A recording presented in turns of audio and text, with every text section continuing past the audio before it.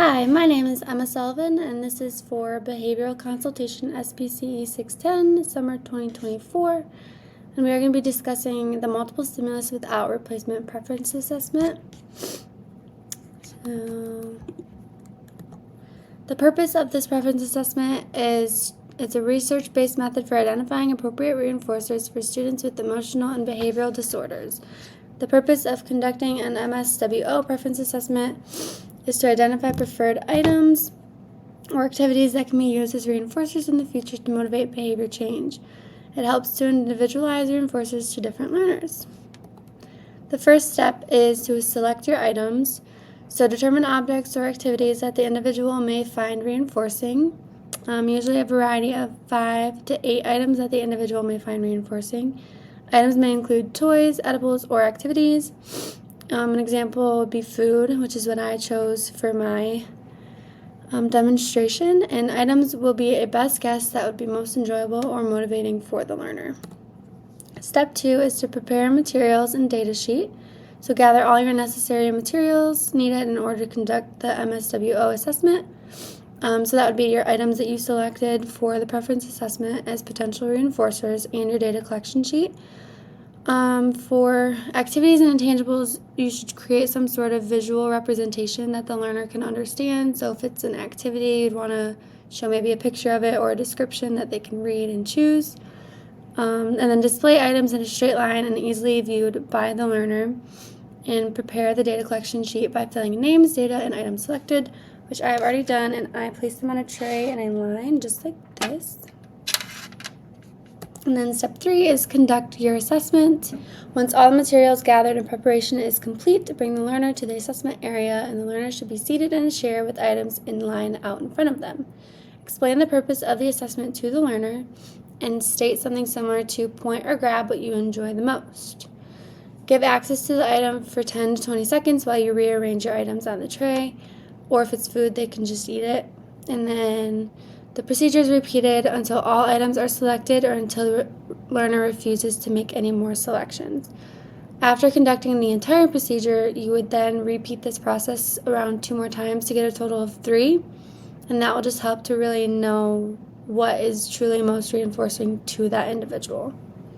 And that can be done either over multiple sessions or back to back. And then step 4, summarize the data. So once the selections have been completed and recorded on the data collection sheet, a ratio of times selected over times presented is recorded next to each item. Once all 3 preference assessments are filled out, a percentage of trials will be calculated to rank highest to lowest preferred items. Use this data to help identify potential reinforcers for future interventions or teaching programs. So then we're going to go here, and this is our data collection sheet that I've already started to fill out. I put a fake name for a child's name, Laura, and then we're going to be doing food. So we would circle food, and we'd probably have this printed out, but this is just easier to show. And then the evaluator is me, Emma Sullivan, and then the date, 6/15/24. The items that I have chosen are peanut butter pretzel, popcorn, M&M, graham cracker, Mike and Ike mint, and a peanut. So then we would get our learner over here and set this in front of them, which would be our choices that they can make. And then I'm going to try to get both. It's kind of hard. Here, we'll go like this. Okay. And then we would say, what item do you enjoy the most? And then they pick graham cracker. So we would go in and we would add graham cracker to here.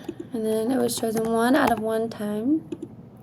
And then we rearrange a couple things. And say, go ahead and choose another item. And then they choose popcorn.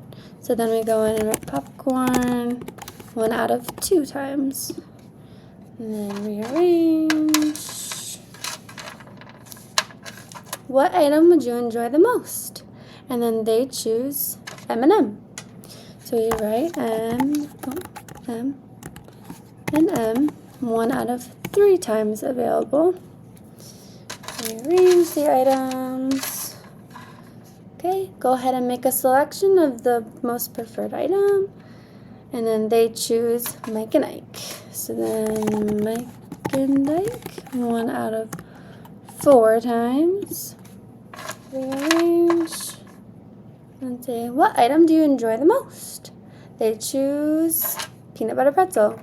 So we write down peanut butter pretzel 1 out of 5 times. And then you say, okay, what item do you choose? And then they are all done choosing an item. So we would be all done with this one.